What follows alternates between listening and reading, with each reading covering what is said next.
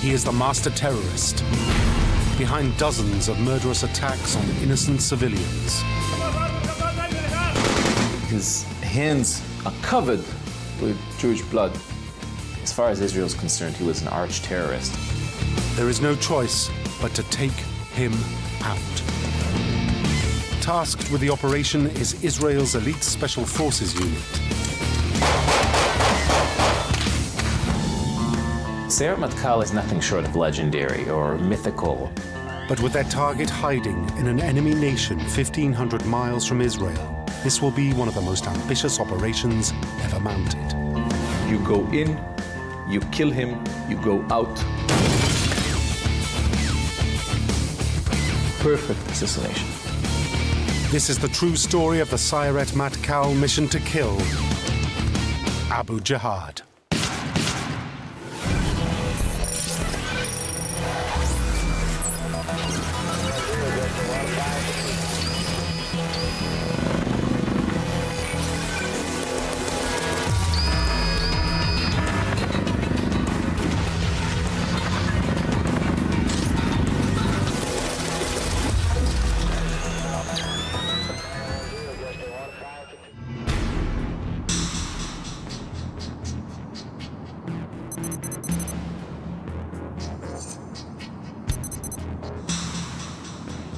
In the dead of night, 3 terrorists infiltrate the Israeli border.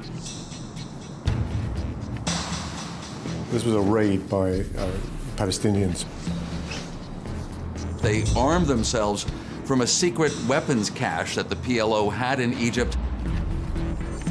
Carrying AK-47s, they evade the Israeli border patrols. They crossed Israel's southern Negev desert. Their presence remains a secret until when they reach a remote desert road.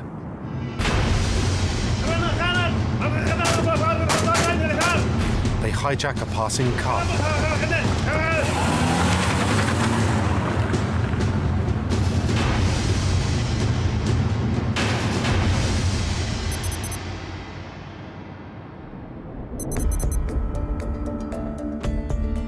Israeli intelligence receive reports about the car hijacking.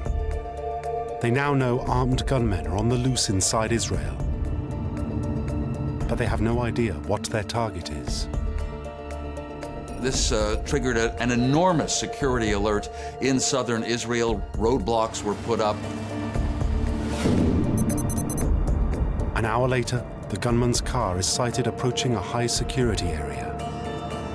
It was not far from Dimona, which is the site of Israel's nuclear reactor. It becomes clear that the terrorists are planning to attack the Dimona reactor, Israel's most important military facility. Yes, the one where Israel has nuclear weapons but has never admitted that they have nuclear weapons. With the top-secret facility at risk, army units race to intercept the terrorists before they can reach their target. Realizing that Israeli forces are closing down on them, the Palestinians suddenly change their plans.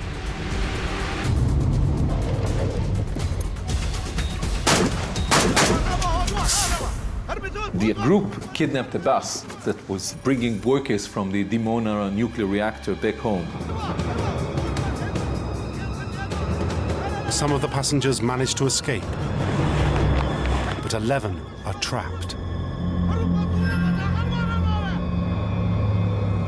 10 are women.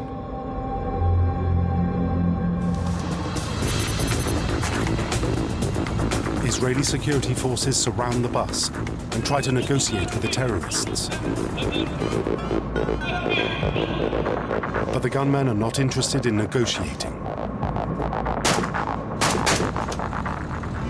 Then they turn their weapons on the hostages.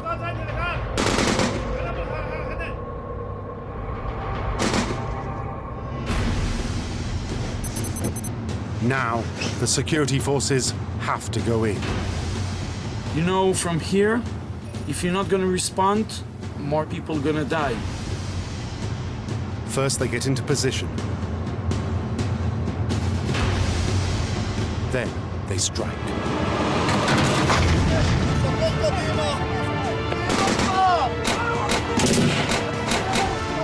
In a matter of seconds, Israeli soldiers take over the bus, killing all 3 of the terrorists.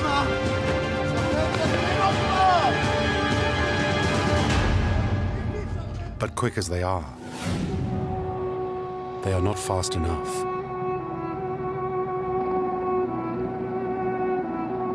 3 of the workers at the Dimona plant were killed. 2 of the victims are young mothers. It becomes known as the Mothers' Bus Attack.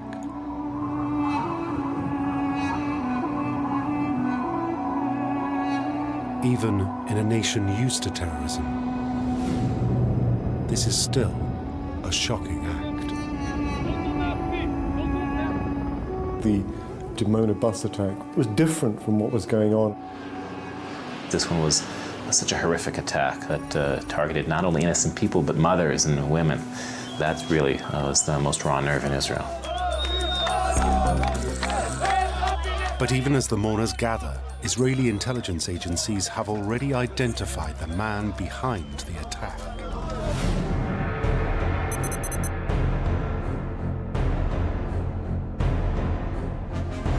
The man they are after is Abu Jihad. In Arabic, Abu Jihad means father of the struggle. The Israelis know that this is a title used by a leading Palestinian commander. Abu Jihad is a nom de guerre, like a lot of Palestinian names. His real name is Khalil al-Wazir. Abu Jihad is the legendary militant commander of the PLO.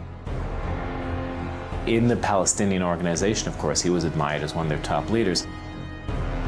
He is the number 2 man in the Palestinian Liberation Organization and heads its military wing. Abu Jihad was in charge of operations of Al-Fatah. Under Abu Jihad's command, Al-Fatah have undertaken dozens of attacks on Israel. He had organized and planned some quite significant Palestinian actions. Innocent people have been killed, often in brutal circumstances. As far as Israel is concerned, he was an arch-terrorist. Abu Jihad was a very dangerous man.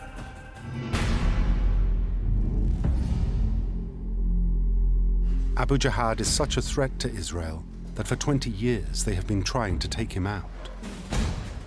The hunt for Abu Jihad was conducted throughout the years.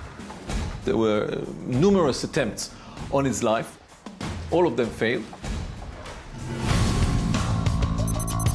Israeli military intelligence first tried to kill Abu Jihad in Damascus with a car bomb.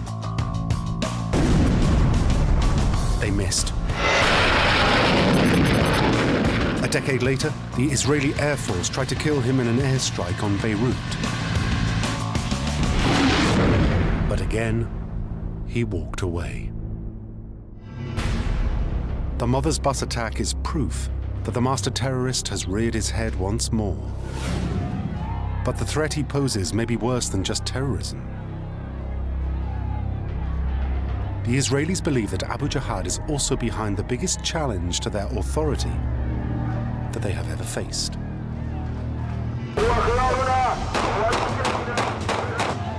For 3 months, the Palestinian population of Israel has been in revolt.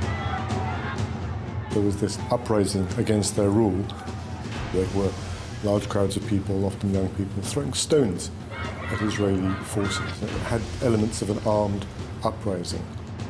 Its military was in the West Bank dealing with a wide array of protest. It has become known as the Intifada, the uprising. And Israel believes that the hand that controls it is Abu Jihad's. He claimed responsibility for the outbreak of the Palestinian Intifada. He said, I was the one ordering the troops, ordering the demonstrators to go to the street.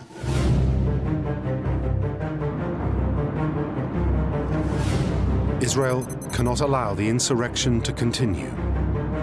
The Intifada caused an enormous international damage to Israeli prestige worldwide. They felt they have to get back at Abu Jihad. They felt that he couldn't be allowed to get away with that. And the man who decides to deal with Abu Jihad is Yitzhak Rabin, Israel's Minister of Defense. Yitzhak Rabin, who was basically leading the Israeli intelligence and security forces. Rabin was quite a hardliner. He was a military man through and through. His whole concept of peace was based on the fact that Israel had to be strong and it had to defend itself.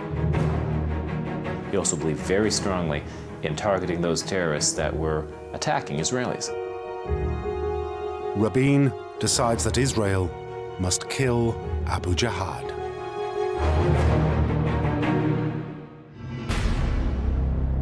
But immediately, Rabin faces a problem. Abu Jihad is a long way from Israeli shores.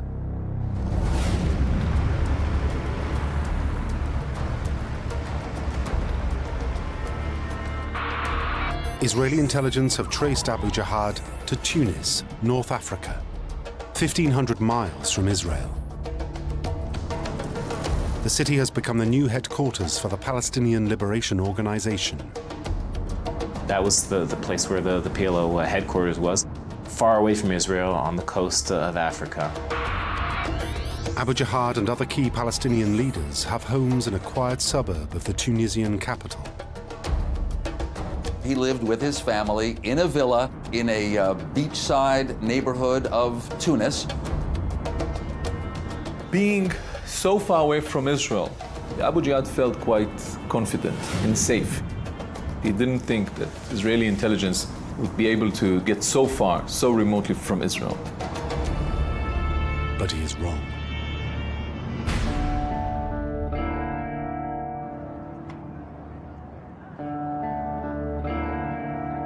Abu Jihad is already under the watchful eye of Israel's intelligence service, Mossad. These people are followed, these people are tracked. They knew where he was. Israel's intelligence agency carried out surveillance of the area of Tunis where Abu Jihad was living along with other PLO leaders.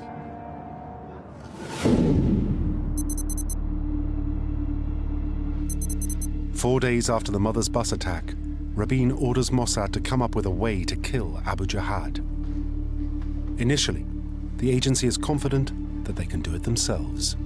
They told Defense Minister Rabin that they could come up with an operational plan to assassinate Abu Jihad in Tunisia within 30 days.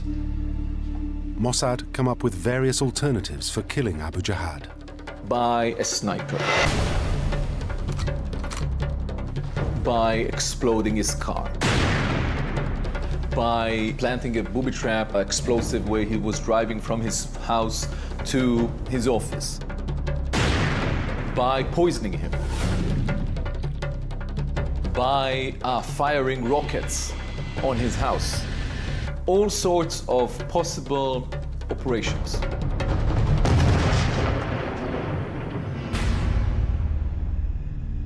But Rabin rejects them all. None of these options guarantee that Abu Jihad will be killed. With the Intifada raging, they simply cannot afford to miss.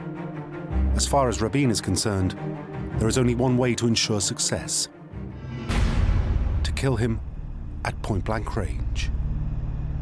It was decided that Abu Jihad is going to be killed in his house. But killing the PLO's military commander in his home, 1,500 miles from Israel, will be no easy task. Far harder to target somebody in Tunis than in somewhere that is, 20 minutes flying time or just across one of Israel's borders. And so at the end of the day, Mossad came to Yitzhak Rabin and said, "We are not able to do this alone." Skilled assassins as they are, getting a hit team inside Abu Jihad's house without being discovered is beyond even the Mossad. So Rabin now calls upon a highly secretive Special Operations Brigade, famed for their ability to strike at Israel's enemies wherever they may try to hide. When Israel wants to strike, Israeli leaders turn to a special unit of the Israeli military. The immediate candidate to perform the assassination is the General Staff Reconnaissance Unit.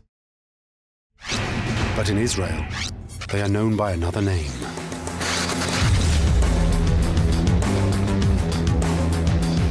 In English, they are known as the unit, but in Hebrew, they call them the Sayeret Matkal.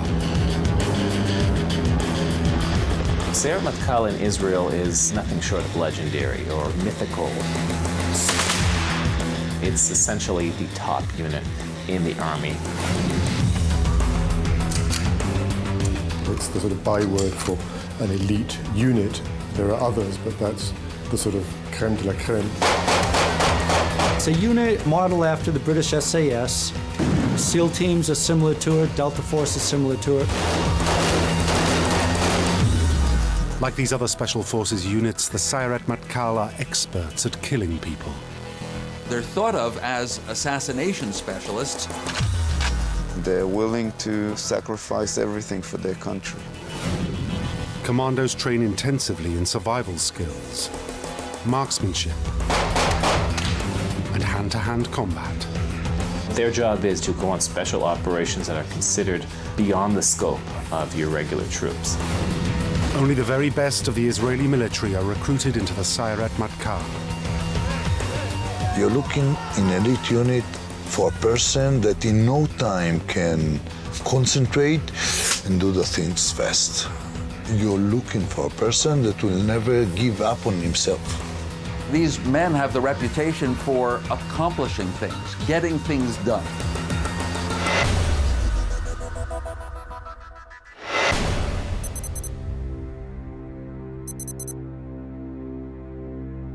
That reputation was cemented by a legendary operation that took place in 1976. Terrorists hijack an Air France plane with more than 100 Israeli and Jewish civilians on board. The plane is diverted to the Ugandan capital, Entebbe. When Uganda's dictator, Idi Amin, decides to cooperate with the terrorists, Israel calls on the Sayeret Matkal. The unit Sayeret Matkal took something like a few weeks to train on the model of the aeroplane, to fly to Entebbe and to give the right solution for the incident.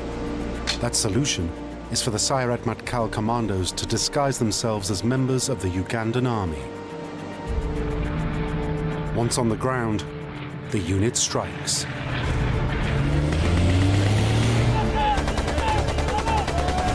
They went in there, did a counter-terrorist mission over 1,000 miles from home, killed the terrorist, got out of there alive. 102 hostages were rescued and returned to Israel, with only 3 civilian casualties.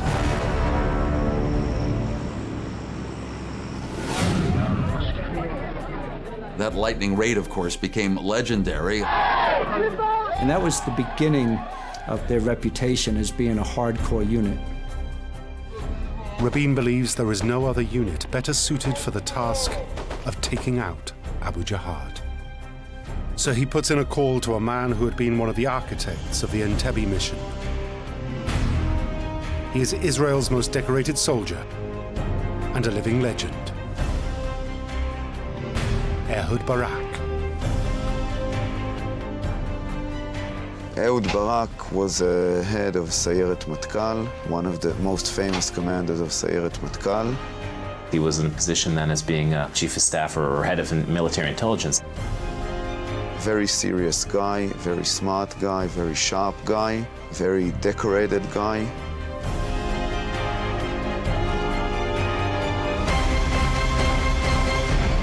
Rabin orders Barak to draw up a plan for the Sayeret Matkal to assassinate Abu Jihad. It will be known as Operation Show of Force. Now Barak demonstrates one of the hallmarks of the Sayeret Matkal, meticulous planning. The key will be finding out as much as he can about conditions on the ground. They, more than anybody, know the importance of intelligence and good intelligence. Despite the distance, if everything was carefully looked at in advance, there was a reasonable chance that they could be able to get away with it. First, Barak has Mossad send more agents to Tunisia.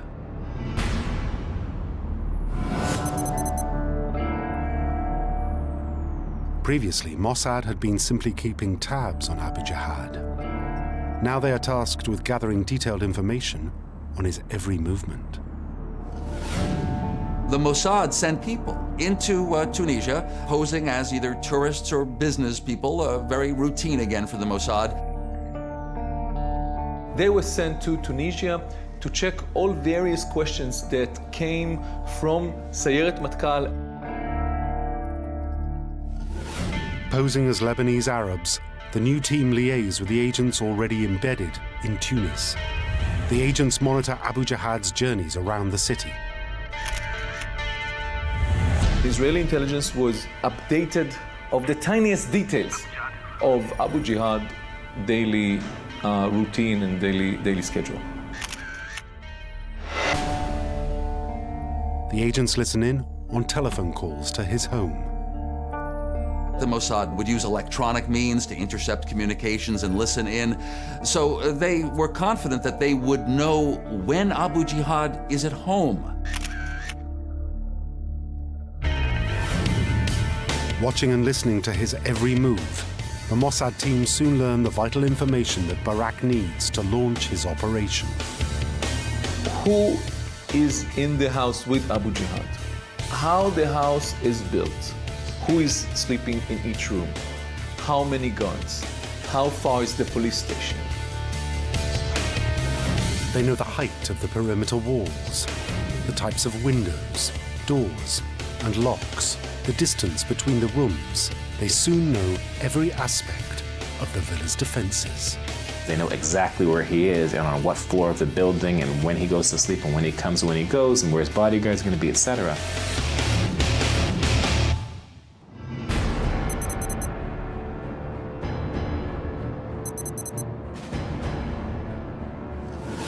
Armed with the intelligence from Mossad, back in Israel, Barak begins to draw up plans for the operation.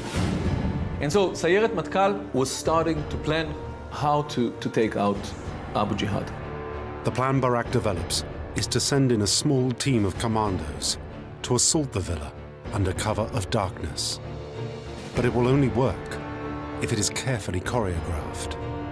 The preparation and planning is the most important thing in a mission for the Special Forces soldier or the Special Forces unit.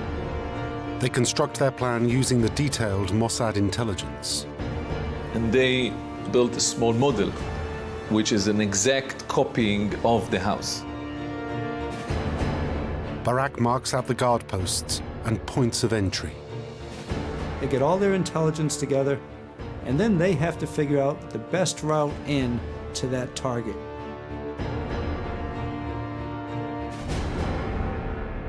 Different strategies for the assault are debated in order to minimize the risk of failure. The soldiers are smart and they have a lot of experience, and if they have a good idea, then the idea is taken and the plan is changed. Once this is agreed, the commandos mark out the exact footprint of the villa and practice the assault again and again. That was something that Israeli intelligence and the Sayeret Matkal commandos frequently did. They never wanted to leave anything to chance. Like every other secret or special operation, you should train. Train for the exact steps, for the exact performance of yourself and others and so on. But expect the unexpected.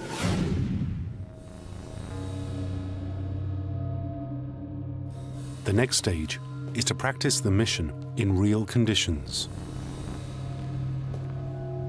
Sayeret Matkal asked few people to donate a house in Israel not far away from the beach for rehearsals.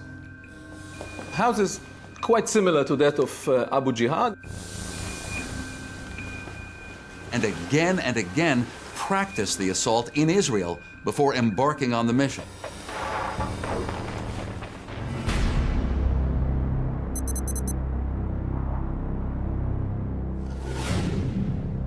Whilst the commandos are practicing for the assault on the villa, Barak turns his attentions to one outstanding issue. That means getting the commando unit the 1,500 miles to Tunisia, safely and secretly.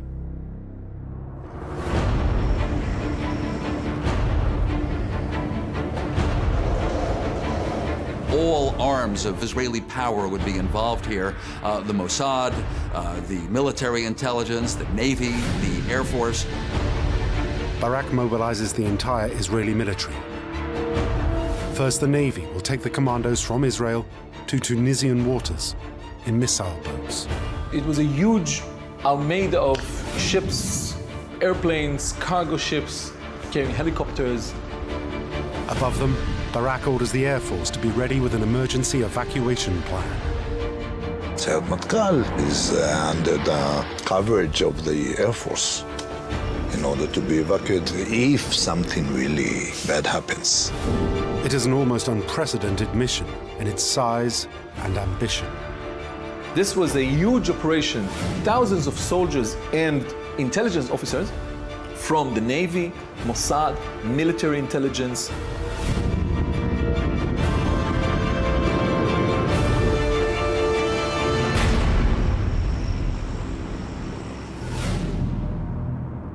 Having arranged how to get the commandos to Tunisia, Barak now focuses on a very particular problem. The nearest landing beach is 2.5 miles from the villa. This presents him with two problems. The first is how to get Sayeret Matkal to the house. And the second was how to get them back safely and alive after the assassination. How can Barak get the team through the Tunisian streets without them being detected by either the Palestinians or the Tunisian police? Bear in mind, Tunisia is an Arab country and not a democratic state. It's a sort of a police state far away from Israel. They have to get there quickly without drawing attention. So they need an insertion plan. So Barak comes up with an ingenious method to get the commandos to and from the villa without being detected. First, they will arrange a distraction to clear the area of police. We're expecting local forces to intervene. So you give a notice to the police, the local police, that something happens far away on the other side of the city. So everyone is concentrated there. You have time to go. Next, the Mossad agents on the ground will rent cars and drive them to the beachfront. There, they will collect the commandos and ferry them to a location near to the villa. Those rented cars were placed on the beach in Tunis to make sure that no suspicions would be aroused. The Mossad agents will park the cars near Abu Jihad's home, but the commandos will have to walk the final few yards to the villa on foot. This is when they will be most exposed. To get them the last few hundred yards, Barak turns to his own experiences.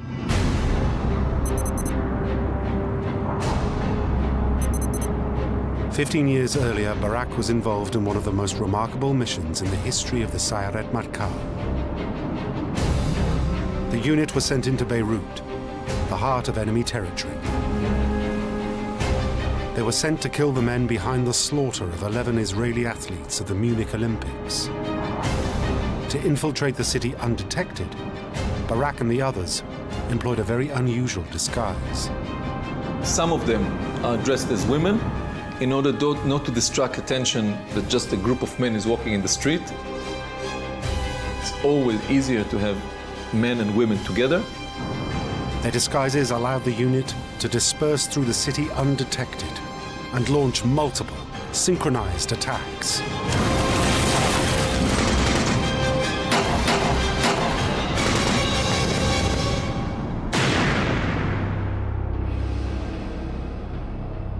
At the end of that operation, 15 known terrorists were dead. Now Barak's team will play the same trick in Tunisia in order to get to Abu Jihad's villa undetected. The Israelis felt that they could do that even in Tunisia, even 1,500 miles away, so that playbook was turned to once again. This leaves Barak with one final decision: to choose the man to lead the mission. He chooses Nahum Lev, the deputy chief of the Sayeret Matkal. Nahum Lev, his deputy, one of the most brave and legendary figures and different figures in the history of Sayeret Matkal, to lead the operation. Having read all the available intelligence, Lev declares that Abu Jihad is a dead man walking. He said, I read the file on Abu Jihad. I knew how many Jews, how many brother Israelis he killed. I knew that his hands are covered with Jewish blood. He deserved to die. Lev's task is to be the first man into the villa and to locate Abu Jihad.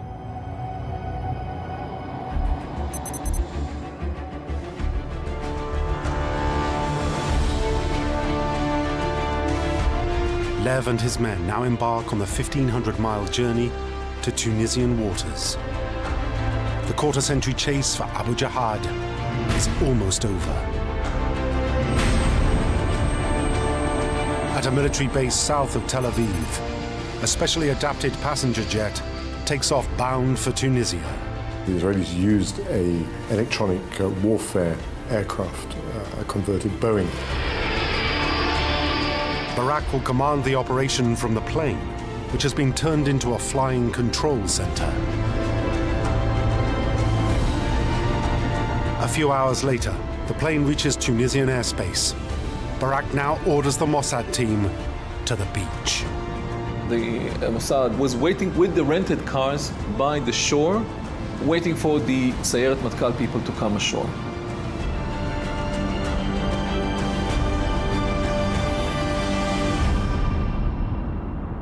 With the Mossad agents in place, the order is given for the Sayeret Matkal to land.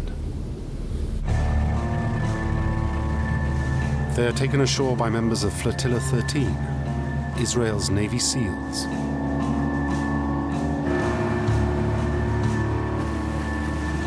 To minimize sound, commanders row the last few hundred meters to shore. The Israelis landed in the dead of night. They were picked up by the Mossad people. Nobody was there when it came to Tunisian security. Immediately, the commandos change into their tourist disguises. They're all changing very quickly. They change their clothes to civilian clothes. Some of them are dressed as women. The whole group, Mossad, Flotilla 13, and Sayeret Matkal are waiting at the beach for the final go-ahead. As they wait for a green light, the commandos learn from Barak that there's a problem. Israeli intelligence have intercepted a phone call to Abu Jihad. Someone from the PLO headquarters called Abu Jihad and said that they were warned by apparently a European intelligence service that the Israelis are thinking of killing a PLO senior figure.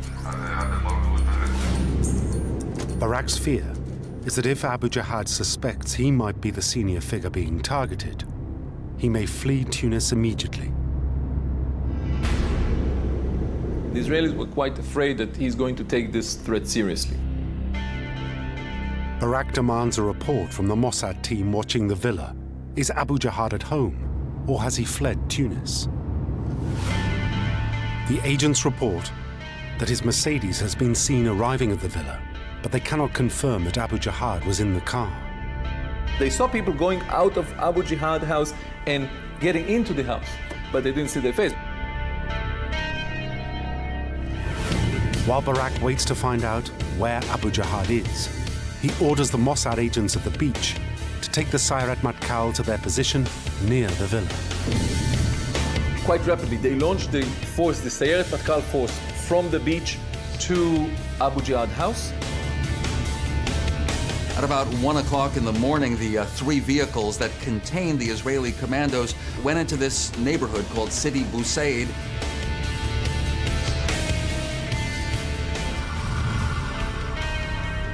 One vehicle containing 8 Israeli commandos actually went to the front of the house.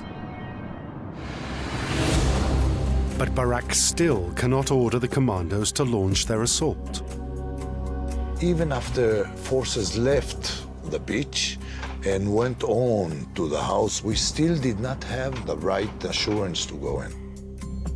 They were waiting there for the final approval of the commanders of the operation that Abu Jihad is indeed at home.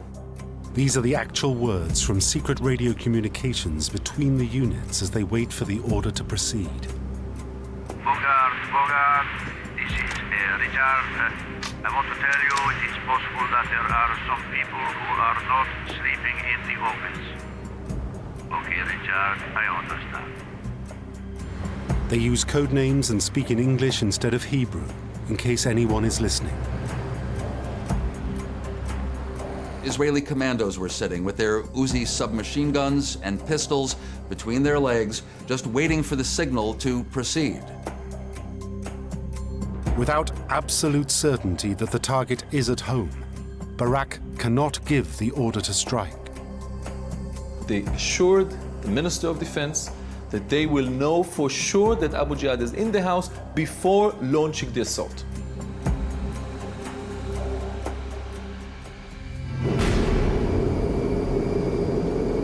It is now that Barak shows the Sayeret Matkal's real quality. He has a backup plan. Israel is famous for being adjustable.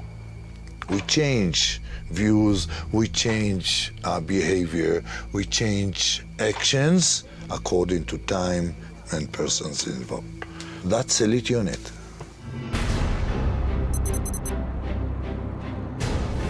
A few days previously, Barak had ordered an operation in the Palestinian territories.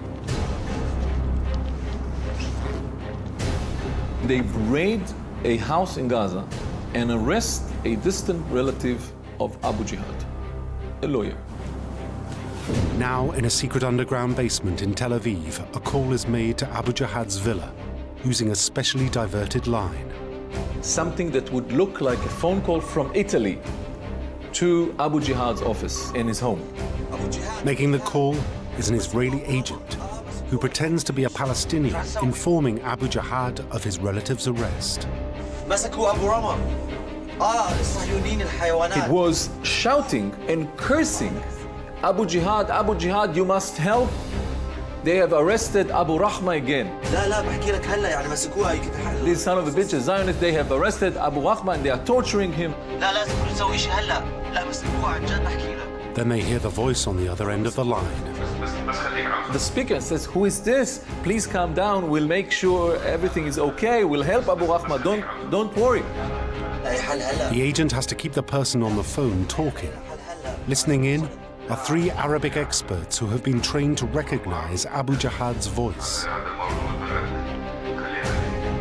Each one of them had to raise his right arm when he's 100% confident that this is Abu Jihad speaking from the other side of the line. As the 3 soldiers listen to the voice, first one and then another raise their right hands into the air.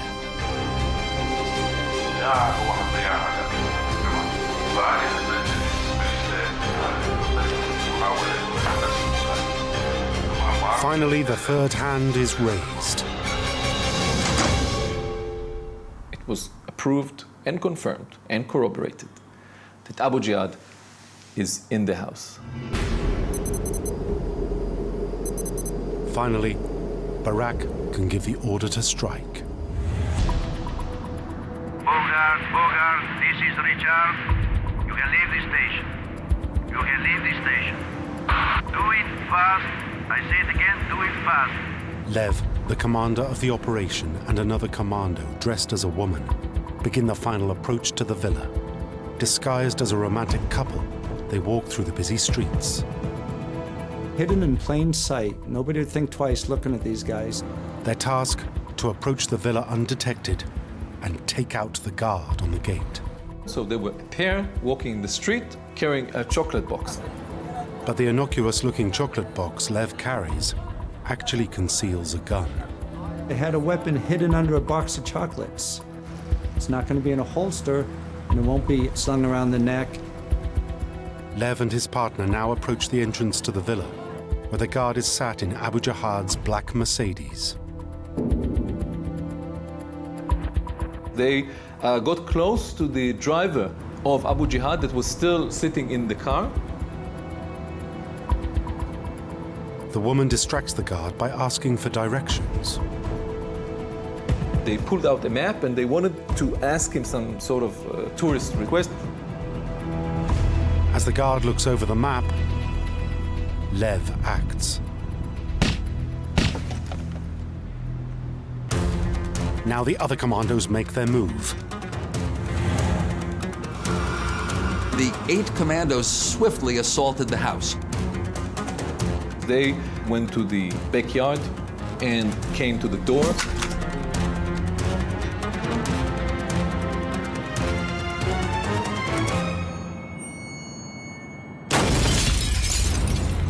It made some noise, and Abu Jihad heard it in the upper floor.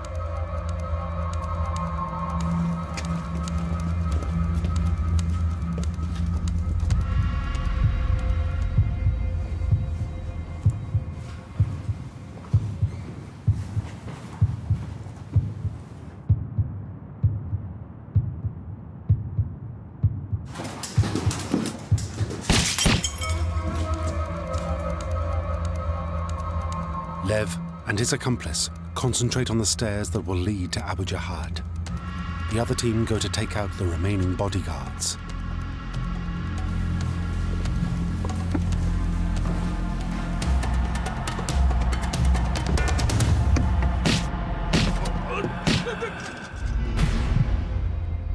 With the bodyguards dealt with, Lev and his partner close in on the main target.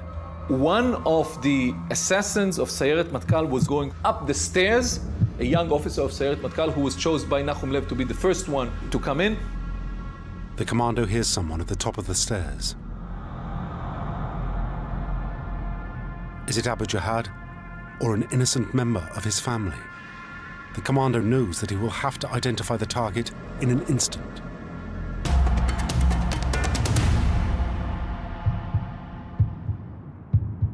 The commando reacts instinctively.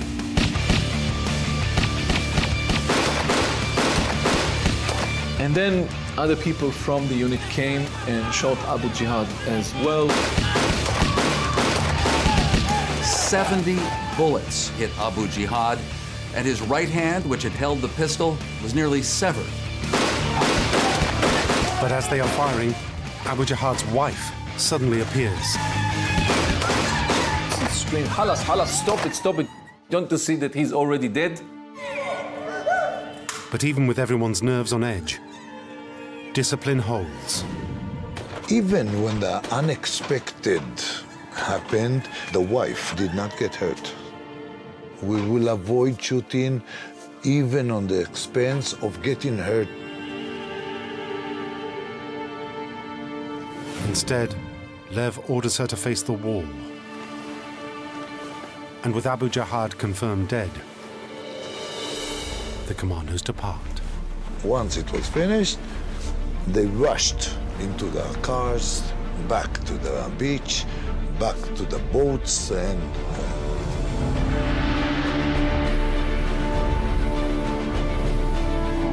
The entire operation has been accomplished in a matter of minutes. At dawn, when Tunisian investigators and a PLO team went out to see what happened, all they found were the 3 rented vehicles and footprints on the sand. As the Commandos journey back to Israel, they know that even by their own high standards, Operation Show of Force is an outstanding achievement. Abu Jihad, who as far as the Israelis were concerned was the main planner of the intifada they were out to stop, was dead.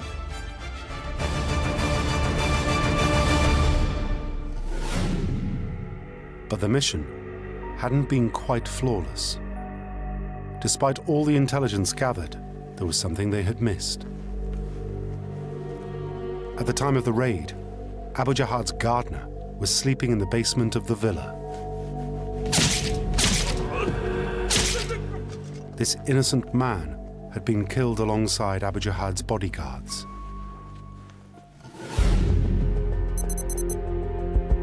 Soon news of the operation reaches Israel. When the troops were on their way home, it was already published that someone killed Abu Jihad in his house. Israel has never formally admitted to killing Abu Jihad, but there was never really any doubt about it. But there is a strange twist to this tale. The news of Abu Jihad's death does not have the effect Rabin had hoped for. It's all very well being clever at killing Palestinian leaders, but the PLO didn't disappear. The Intifada didn't stop. In fact, the violence gets worse. News of Abu Jihad's death triggers the bloodiest day of protests since the Intifada began. And in a bizarre development, the Israelis learn that despite his claims, Abu Jihad had never had anything to do with the Intifada. In fact, he was lying. He didn't know that the Intifada is going to break up, he or the PLO. And they sort of jumped on the wagon after it started, claimed responsibility for something that they had none involvement whatsoever.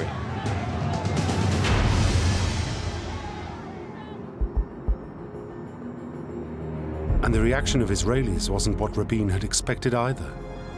There was quite a lot of comment in Israel that, well, this was a brilliantly executed mission by our boys. At the end of the day, did it make much difference in the big picture? Not really. But one difference it did make was to the career of the man in charge of the operation, Ehud Barak. It's hard to overstate what a legendary career he's had. In the years after the Tunisian mission, Barak was made chief of the general staff. And in 1999, the Israeli people showed their admiration for the Sayeret Matkal when they elected this former leader of the unit to become Israeli prime minister. The Israeli public, though it doesn't know much about precisely what Sayeret Matkal has done, well, the Israeli public knows that it's a trustworthy group of men who get things done.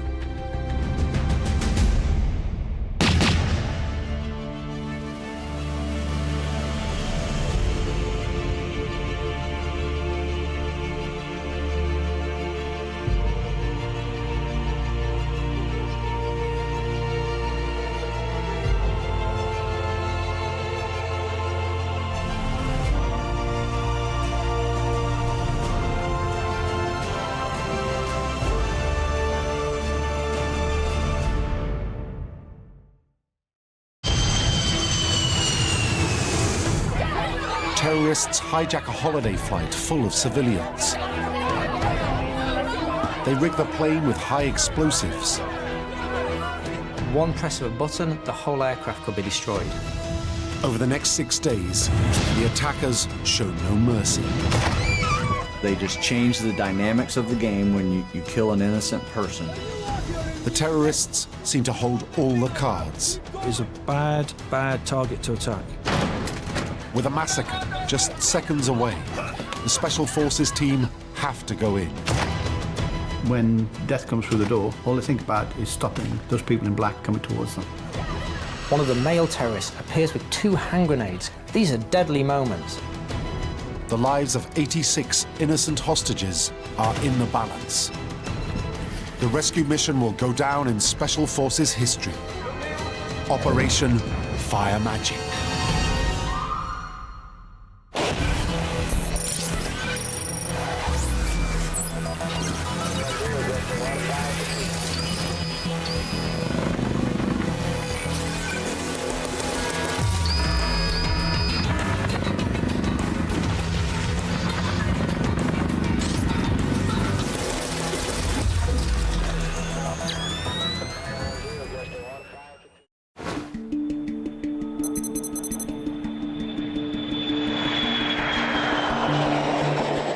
October the 13th, 1977. Lufthansa Flight LH-181 takes off from the island of Majorca.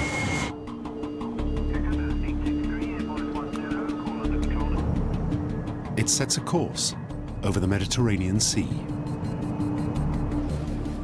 On board are 5 crew and 86 passengers. Flight LH-181 was a typical holiday flight from Palma, Mallorca, back to Frankfurt. People had just enjoyed a good holiday, they were relaxed, they'd had a good time. Nobody could conceive what was about to happen. As the pilot steers homeward bound towards Germany,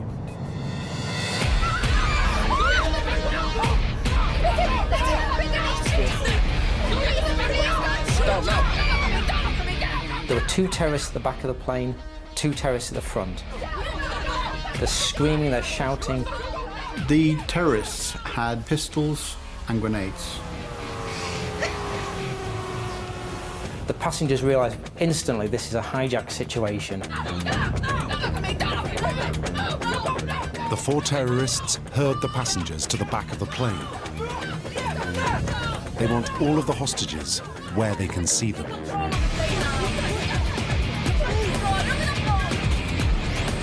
First thing they want to do is create fear on that plane. They grab a stewardess and they hit so hard that it crushes their face. It showed everybody on the plane that these guys are meaning business.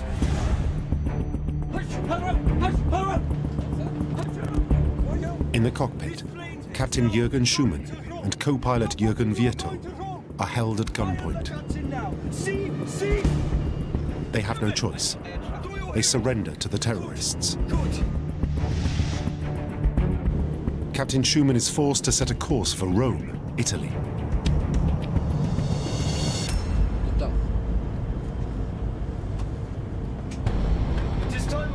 The terrorists are in total control. The leader begins to mock his hostages. He announced to all the passengers that he had taken over the aircraft and that he was in control. This was a moment of sheer terror for all the passengers.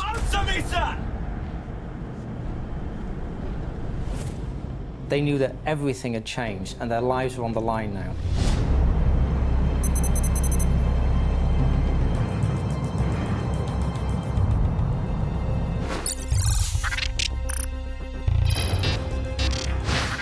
The plane is now near the south of France. The flight to Rome will take just over an hour.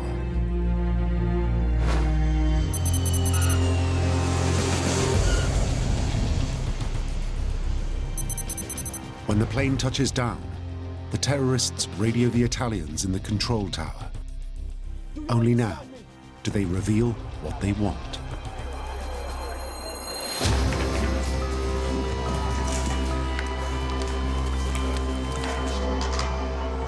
The attack is the work of the PFLP, the Popular Front for the Liberation of Palestine. During the 1970s, this group of political terrorists had been involved in hijacks across the world and had a history of murder.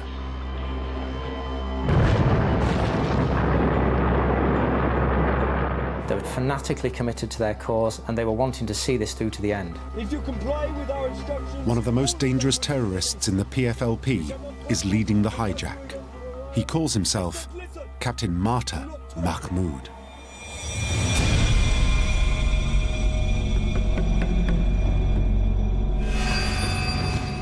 The leader, Mahmoud, seemed to be really powerful within the group of four terrorists inside the aircraft, and he would destroy the aircraft, or he would kill people in order to get his own way.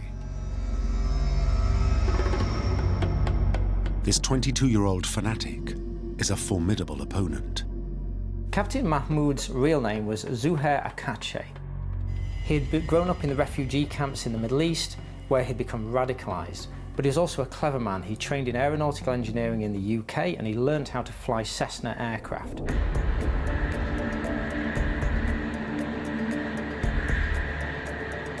I said listen! Mahmoud reads his demands to the Italian authorities. The PFLP want $15 million, the release from prison of 2 Palestinian terrorists, and 11 members of the notorious Baader Meinhof group.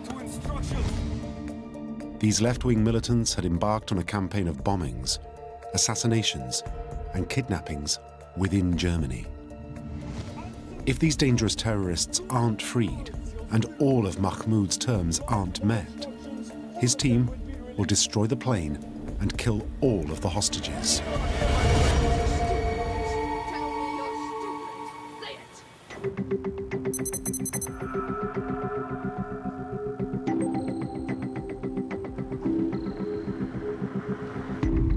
In Germany, the job of dealing with the crisis lands on the desk of Hans-Jürgen Wisniewski, a minister in the German government. Wisniewski had a number of very difficult roles to fulfill. One was to negotiate with all the countries in which the aircraft landed and to gain approval for armed action if necessary. The other, of course, was to negotiate with the terrorists, and the key point was buy time. The more time you had, the more space you had in which to act. With 87 hostages' lives at stake, there's no time to waste. One of the first calls Wisniewski makes is to Germany's elite special forces team, GSG-9.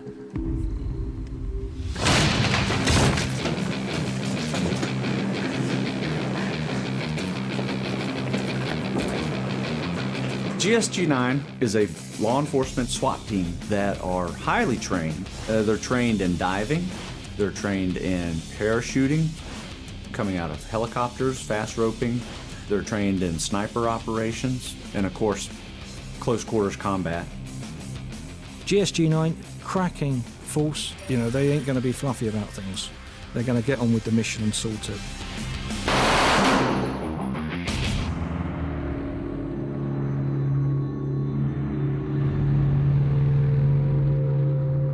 GSG-9 were born out of one of the darkest days in post-war German history.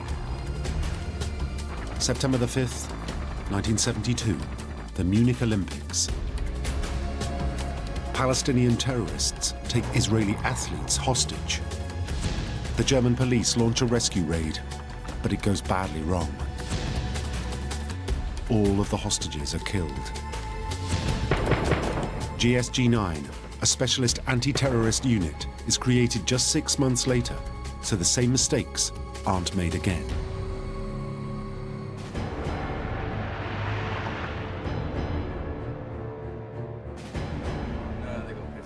The new team is led by 48-year-old Ulrich Wegener. Colonel Wegener was the driving force behind GSG-9. He had some experience working with the British SAS, also had experience working with Israeli special forces groups, and he was able to take a lot of that knowledge and create this souped-up SWAT team that primarily focused on anti-terrorism.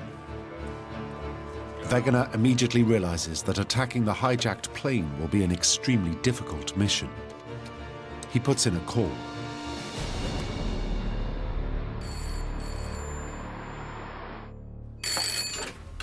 Davies. Barry Davies has spent years training with Britain's crack troops, the SAS. The SAS had decided to set up counter-terrorist teams, and that had already been done some years before. We practiced on aircraft. Assaults were the big one, you know, how quickly you can get in from a starting point to actually closing with the terrorist and saving the hostages. The SAS have pioneered new techniques and equipment to deal with plane hijacks. Critically, they have experience dealing with terrorists in Malaya and Northern Ireland. The SAS were world leaders in counter-terrorism. And I guess GSG-9 thought, yeah, let's have an observer team on board to see, you know, if they can help us out. Within hours of the Germans' request, Davies and one of his SAS colleagues prepare to fly out and join the assault team.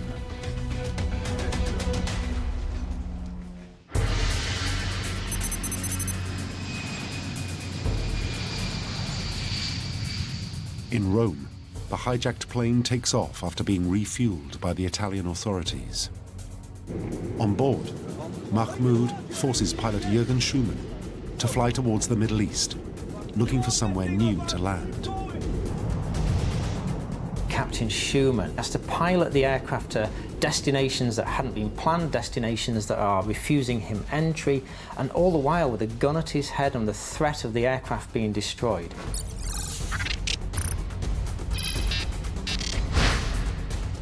The plane flies from Rome to Cyprus. It is then denied landing rights in Beirut, Damascus, and Baghdad. It's allowed a 1.5-hour stop in Bahrain before being forced to fly on to Dubai.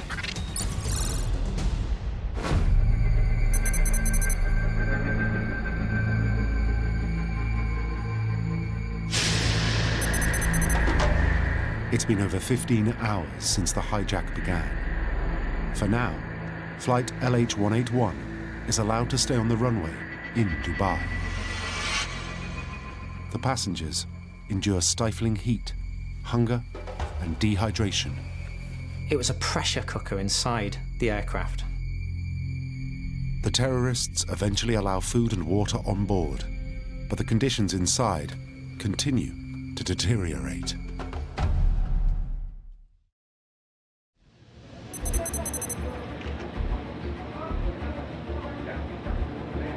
Hans-Jürgen Wisniewski, the politician in charge of the operation, flies into Dubai and begins negotiations with the government there. The politicians behind the scenes have to make sure that it's okay to bring another country's special operations force into a host country and conduct a mission. I mean, that takes delicate political maneuvering to be able to get that accomplished. But Wisniewski cannot convince the Dubai authorities to allow the main GSG-9 team in to carry out the rescue mission. They insist on using local troops who don't have any specialist training. Only Wegener and 2 other GSG-9 officers are allowed to land. The rest of the GSG-9 team remain grounded.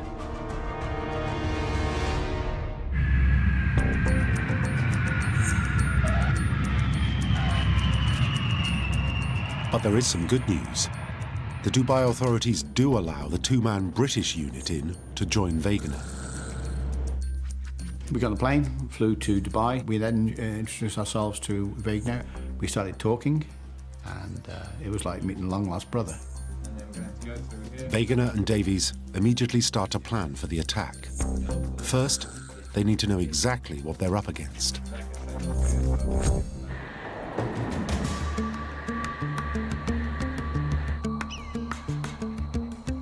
Gathering intelligence on the enemy is critical. You need to know how many there are. You need to know what type of weapons they've got. Have they got explosives?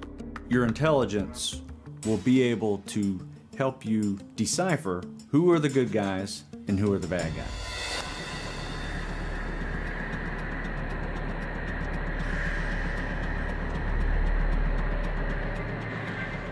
On the plane, Captain Schumann takes an extraordinary risk.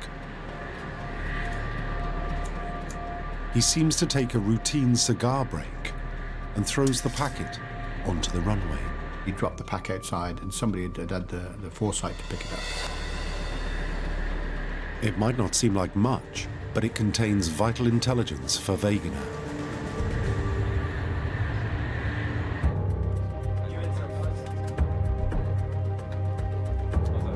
Inside the packet, Wegener finds 4 cigars. They are a pre-arranged coded message between Lufthansa pilots and Germany's security forces. There were 4 in the pack, 2 of them were broken, which indicated there were 2 men and 2 women, and this was correct. Thanks to Schumann, Wegener now knows exactly how many terrorists he's up against.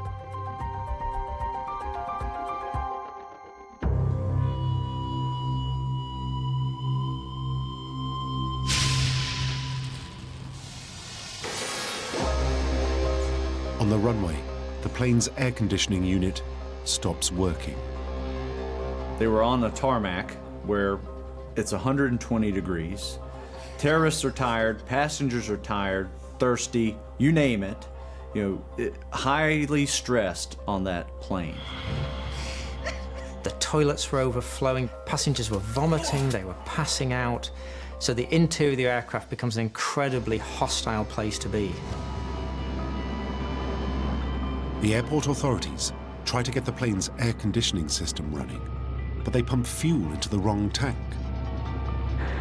It forces the terrorists to open the plane's doors for fresh air. It's another intelligence opportunity for Wegener.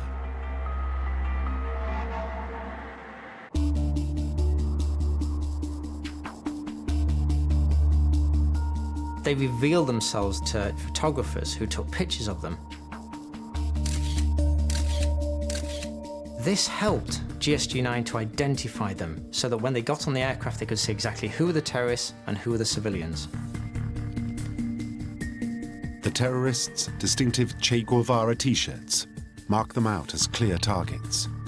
It's a start, but Wegener is a long way off being ready to go.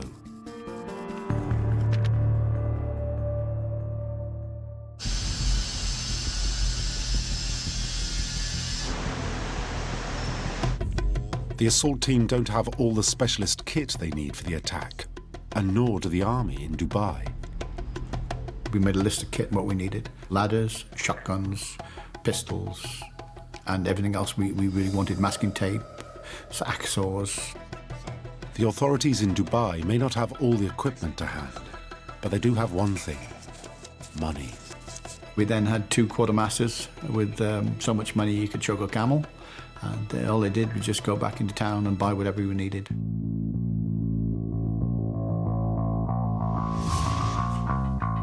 Once the equipment arrives, the team goes to work. They saw off shotguns so they're easier to use in a confined space. They spray equipment black so it won't reflect light.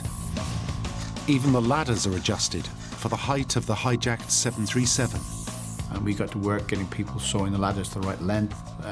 There's a manual, actually, on what length the ladders have to be for what type of aircraft. Although most of the tools the team have to hand are low-tech, Barry has brought along a new SAS weapon that's cutting edge.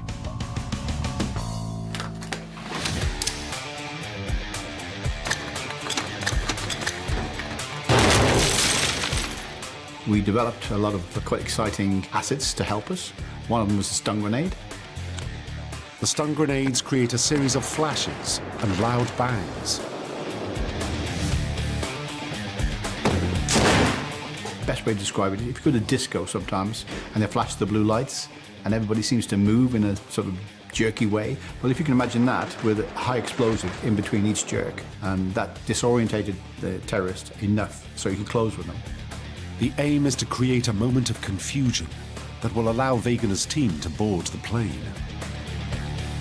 Stun grenade back then was the latest technology, absolutely invaluable as a distraction, absolutely ideal in aircraft.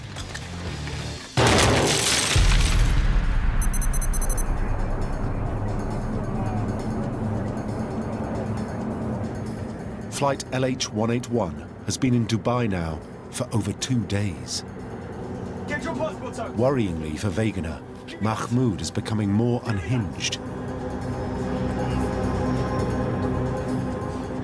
He goes through the hostages' passports, identifying those he thinks are Jewish. This could have ominous implications for certain passengers should Mahmoud decide to start executing people. At times, he delivers lectures on Palestinian politics. One is over an hour long. A scarcely coherent rant, and he gets so fired up by this speech that he ends up discharging his gun. This is just one example of how his mental state is deteriorating as the hijack goes on.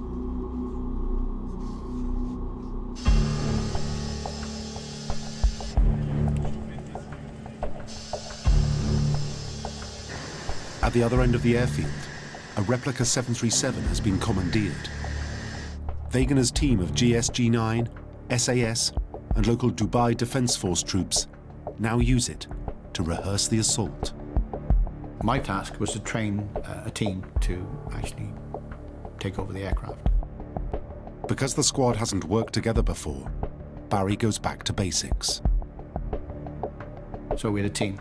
I explained exactly what we were going to do, and we would do it as simple as possible. And the idea was to go in through the 2 emergency hatches either side, get past the passengers, into the aisle. 1 2-man team would go forward, 1 2-man team would go to the rear, killing everything in its way until we got control of the aircraft.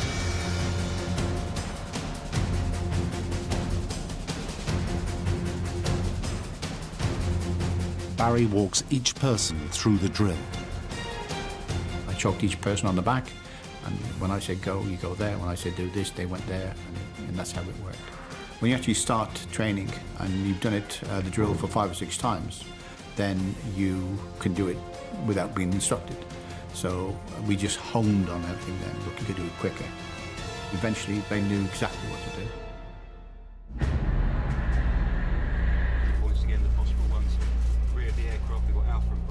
After hours of training, the team are ready.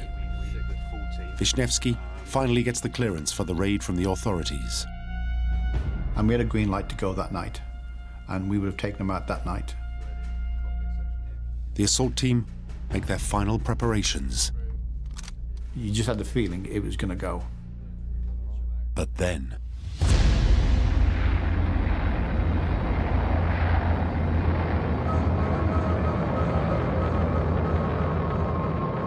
we saw the plane taken off. And then we were told that the plane had just left on its own accord. We actually thought it was over. I mean, there was a lot of disappointment. We thought we were going to return to UK. Operation Fire Magic has suffered a major setback.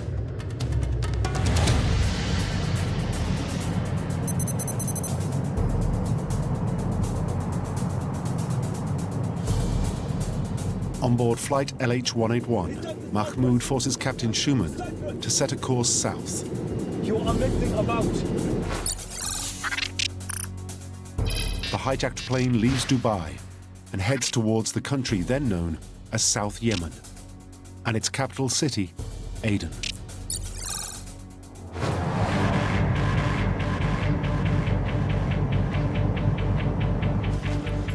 During the 3-hour flight, the terrorists reveal a terrifying surprise.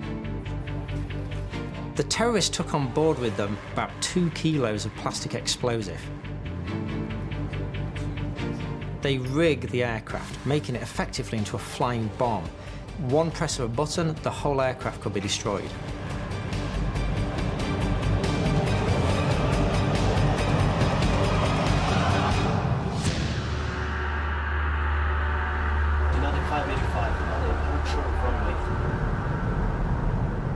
If that wasn't bad enough, another crisis looms as the plane nears South Yemen.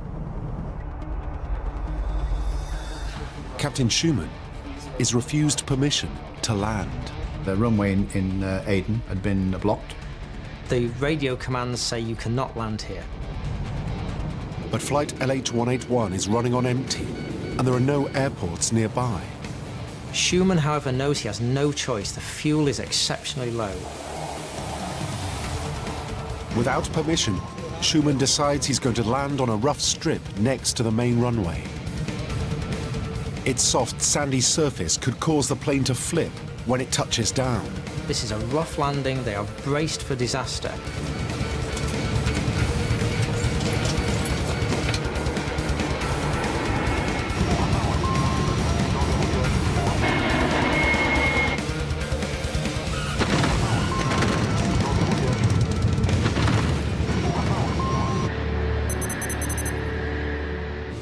Schumann makes it. His passengers are safe for now.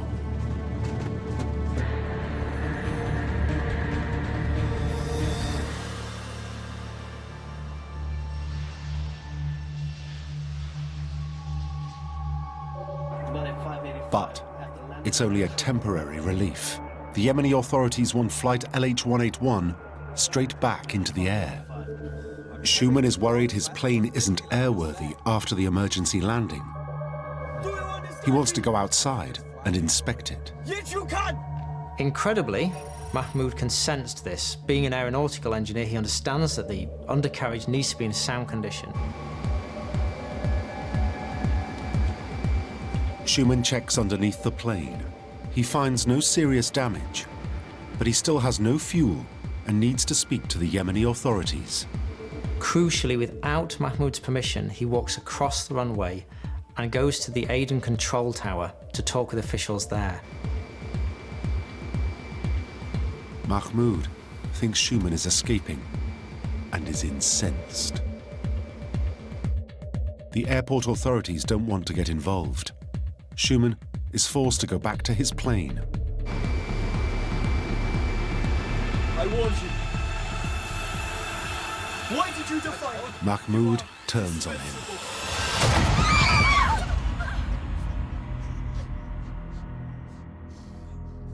A terrible silence fell over the aircraft after the shot, and people knew that the situation was changing into a dramatic new sphere.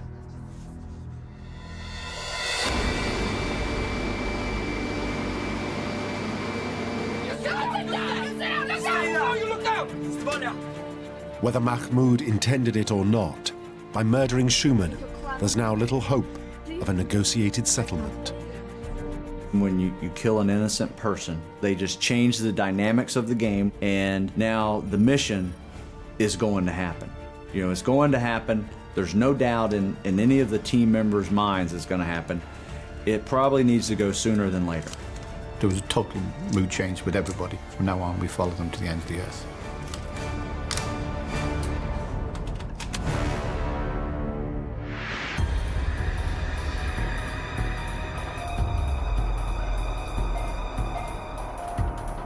But for now, the GSG-9 team have to wait. The authorities in South Yemen refuse them permission to enter their country.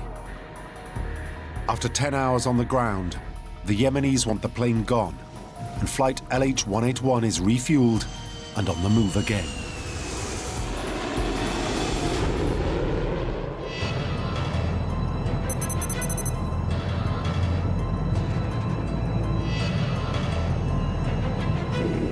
Mahmoud now forces co-pilot Jürgen Vietor to set a new course.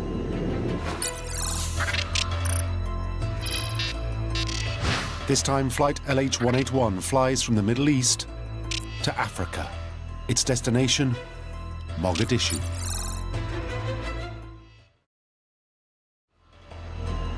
It is the capital city of the country then known as the Somali Democratic Republic, a stable regime with good relations with the West.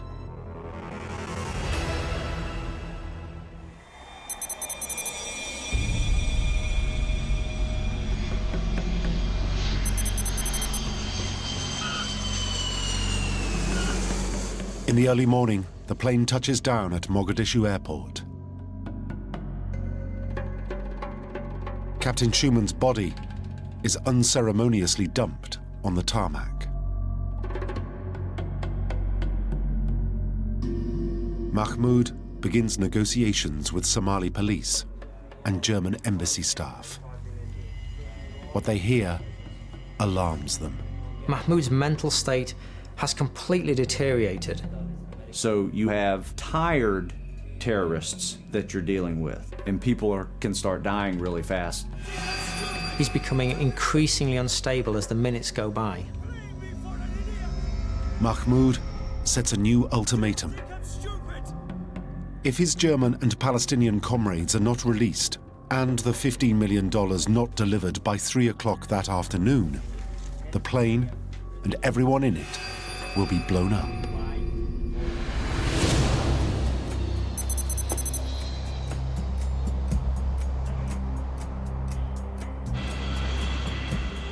Shortly afterwards, a plane carrying Colonel Wegener, Barry Davies, and a small military team touches down.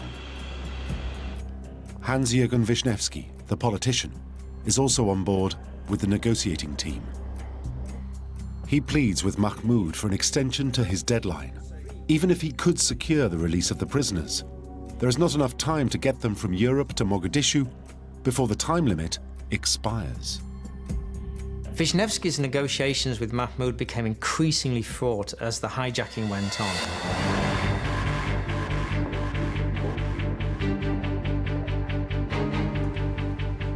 Mahmoud decides to show he means business. With half an hour to go before his deadline expires, he prepares to incinerate the aircraft and its occupants. What they did do was use the duty-free alcohol, and they poured alcohol over them so they burn quickly. And they actually told them that's what they were doing it for. The people inside the aircraft got the feeling that they were getting close to the end.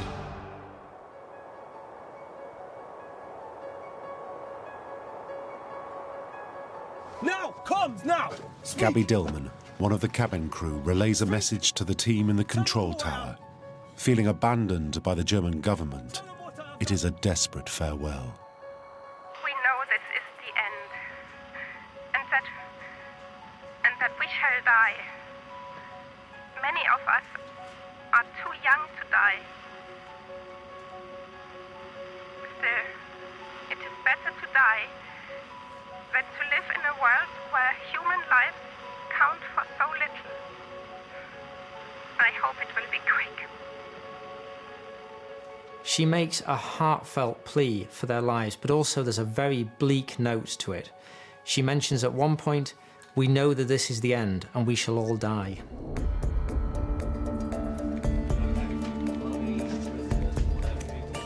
Wisniewski realizes he's out of time and adopts a high-risk strategy. He lies to Mahmoud and tells him exactly what he wants to hear. They were being talked to and told that they'd won, and told them they could have the money, and told them they could actually talk to their friends who had been released from jails in Germany and would be on an aircraft and they could talk to them very soon. All these things gave them some hope that they were going to win and they were going to live. Wisniewski's gamble works.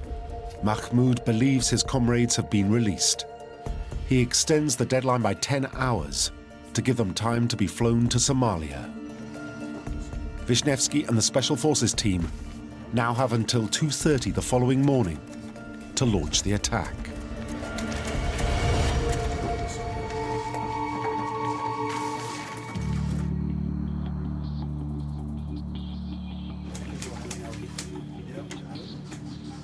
Very difficult situation. Now Wisniewski asks the Somali government to let the rescue raid go ahead.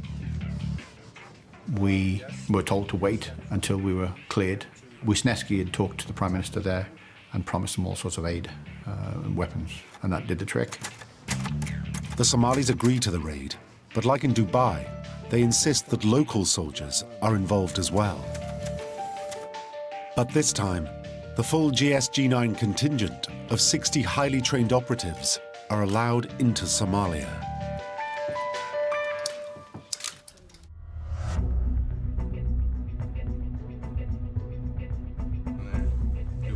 GSG-9's commander, Ulrich Wegener, goes to work straight away on the revised plan.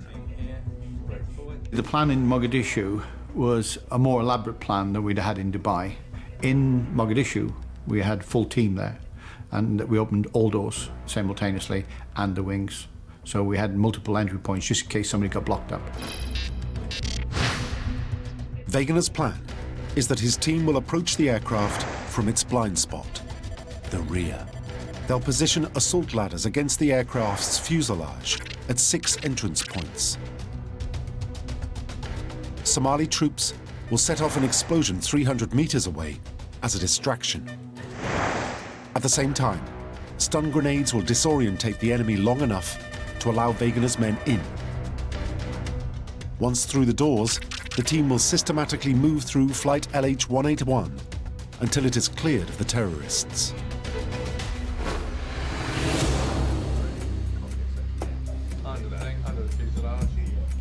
It's an ingenious plan.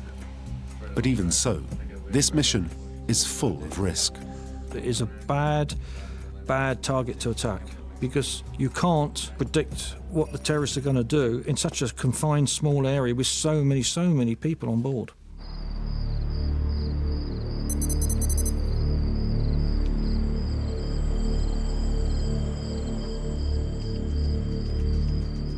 An hour before Mahmoud's deadline expires, Wegener's assault team form up at the end of the runway.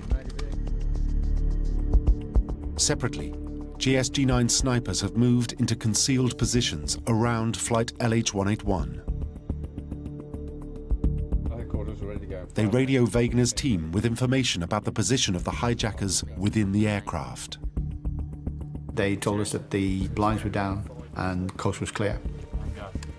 And in one big line, we walked towards the rear of the aircraft because there's a blind spot on the aircraft.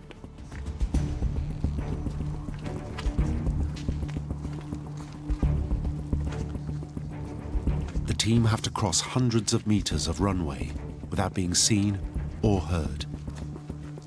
Unfortunately, as we were walking towards the aircraft, the big searchlights which light up the old airfield, throwing shadows at least 30 meters long. And if you'd looked out the window, you'd have seen this line of shadows coming towards you. Fortunately for Wegener's men, Wisniewski's negotiating team distract the terrorists by keeping them busy close to the radio at the front of the aircraft. We knew exactly where Mahmoud was. He was in the cockpit. The Somalis were talking to Mahmoud and saying, "You've won, my brother. I have just had news from Germany.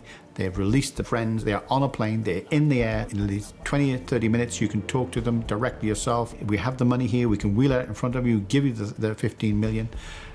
And, please don't kill anybody because you've won, you've won."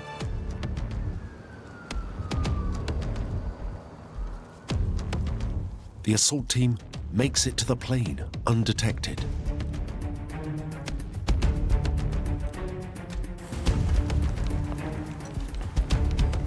They gather under the fuselage in their designated squads and ready themselves for the assault. The teams with the ladders put them against the wing and also against the doors, front and rear. The team now scale the wings and get into their final positions. We crouched up right up next to the body where they can't see you. If someone's looking out the window, if the window is open, they can't see you because there's that little gap of dead ground. Now you've got to make yourself really tight in there until you get the go.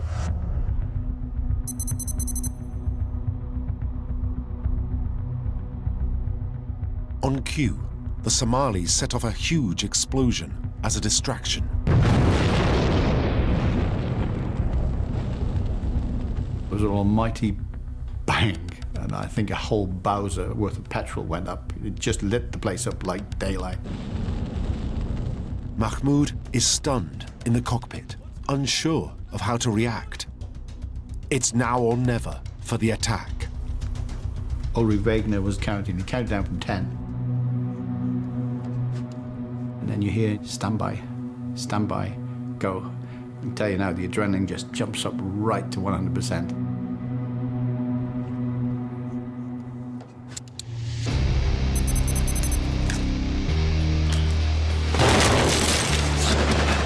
I threw the first stun grenade over the cockpit, and I threw the second one right across the cabin. And there was a mighty flash and bang.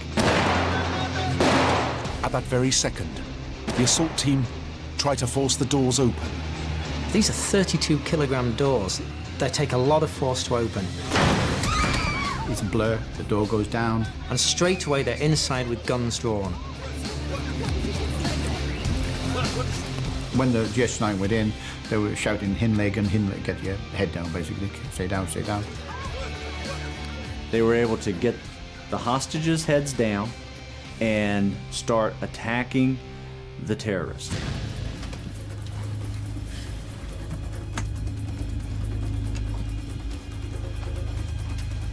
Wegener's men come face to face with their first terrorist.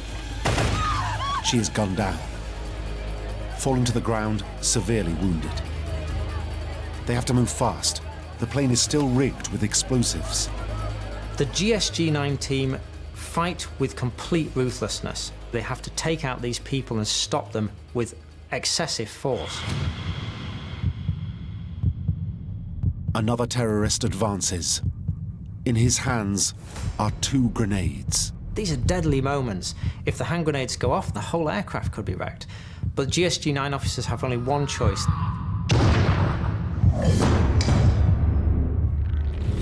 One of the grenades, with its pin pulled, falls from the terrorist's hand.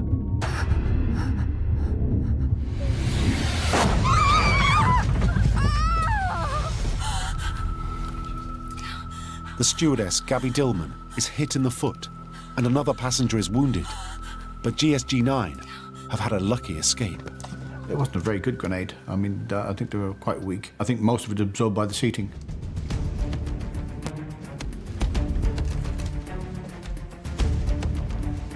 GSG-9 must take down the two other terrorists before it's too late.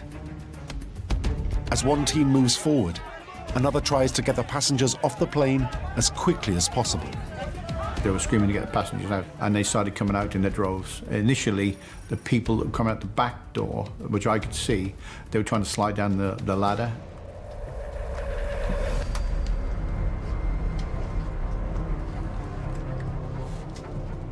At the front of the aircraft, GSG-9 slowly advance and corner the most dangerous terrorist in the group, Captain Mahmoud. Mahmoud is in the cockpit area and he's opened fire with a handgun. He staggers back into the cockpit. He's still dangerous, reaching for a hand grenade.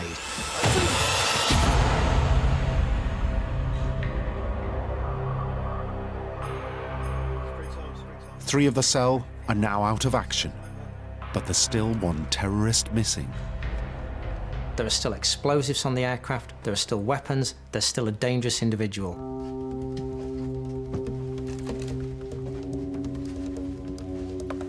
The missing terrorist is a woman, but where is she?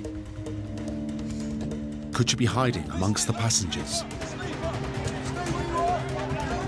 Wegener's men have to treat everyone as a potential suspect. The GSG-9 team have to find her and find her quickly.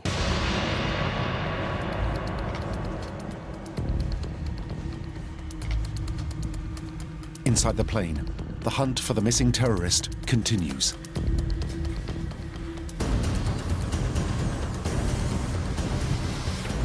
They heard the person in there. She's been hiding in the toilet.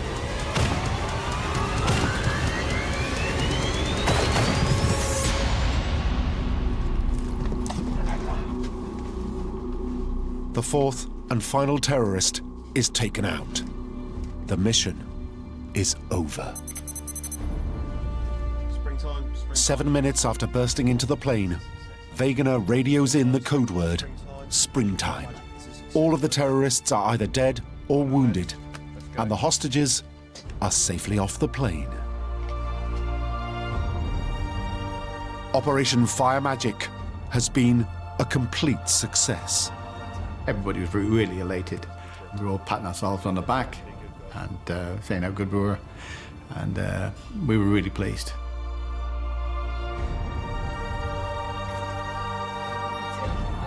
Wisniewski can breathe a sigh of relief.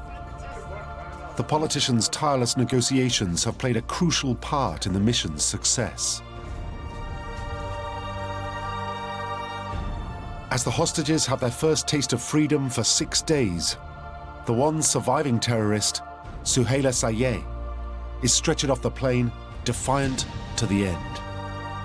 The moment they got Suhaila out, which they thought was dead, she was very much alive, and they put her on a stretcher, and she put her hands up in the air and 2 fingers and shouted, "Free Palestine."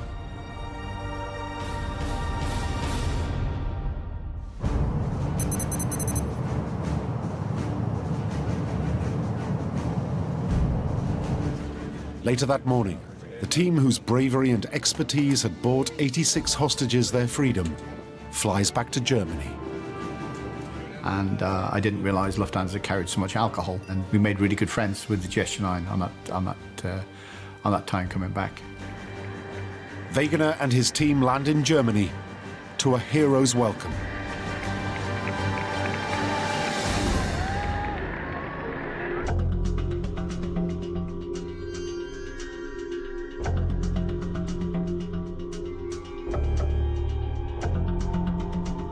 Operation Fire Magic is a massive blow against the morale of the PFLP and its terrorist allies.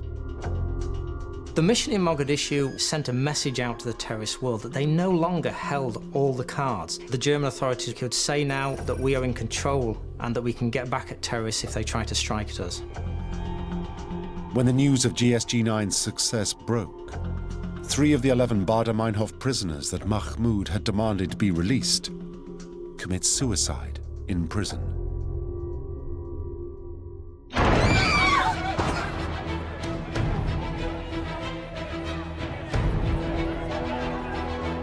In the following years, Special Forces teams around the world study Operation Fire Magic as the textbook hostage rescue from a hijacked plane. The GSG-9 mission would rank right up there with one of the most successful special operations missions in history because of everything kind of working together. The political side, the intelligence gathering side, negotiators, and the special operations drill that went pretty much flawless. The operation in Mogadishu put GSG-9 on the map and gave them a deserved reputation for tactical excellence and for efficiency, and they've built on that reputation ever since.